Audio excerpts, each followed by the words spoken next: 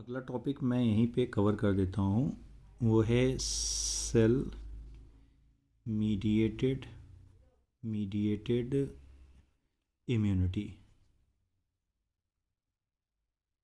ठीक है। छोटा सा टॉपिक है, बहुत डिटेल नहीं पढ़ना है हमको, तो शॉर्ट में ही हम लोग समझेंगे, जिसको हम लोग शॉर्ट में CMI कहते हैं।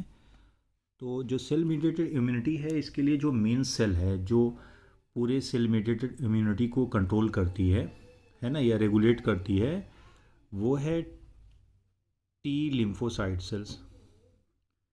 टी लिम्फोसाइट सेल, ध्यान रखिएगा, टी लिम्फोसाइट्स का फॉर्मेशन बोन मैरो में होता है, बट एक्चुअली ये मैच्योर होती हैं, यानी एंटीजन सेंसिटिव सेल में कन्वर्ट होती हैं थाइमस में, इसलिए इसको थाइमस डिराइव्ड सेल भी कहते हैं।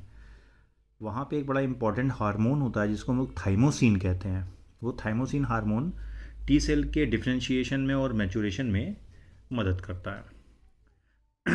तो अब आगे आते हैं कि टी सेल इम्यूनिटी कहाँ पे रोल प्ले कर रही है, क्या है इसका रोल। देखिए, जो टी सेल इम्यूनिटी है, एक तो ये ऑर्गन ट्रांसप्लांटेशन में, जो आपके NCERT में दिया है, ऑर्गन ट्रांसप्लांटेशन में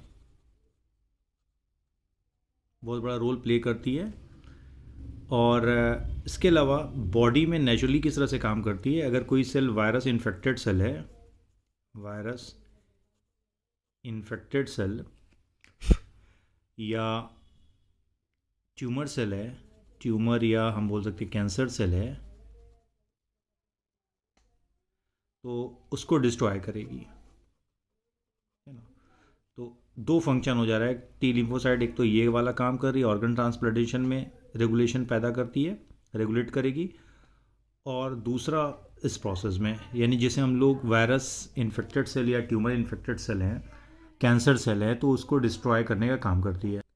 अगर हम टेक्निकली बात करें तो जो टी सेल हैं, टी सेल हैं, है ना, यानी टी लिम्फोसाइट सेल हमारी हैं, ये दो तरह से काम करती हैं। एक काम जो होता है, एक तो ये इफेक्टर की तरह से काम करती हैं, और दूसरा इनका काम रेगुलेटरी है ना। एक तो इफेक्टर फंक्शन करती हैं, इफेक्टर फंक्शन, और दूसरा जो है रेगुलेटरी फंक्शन करती हैं, राइट।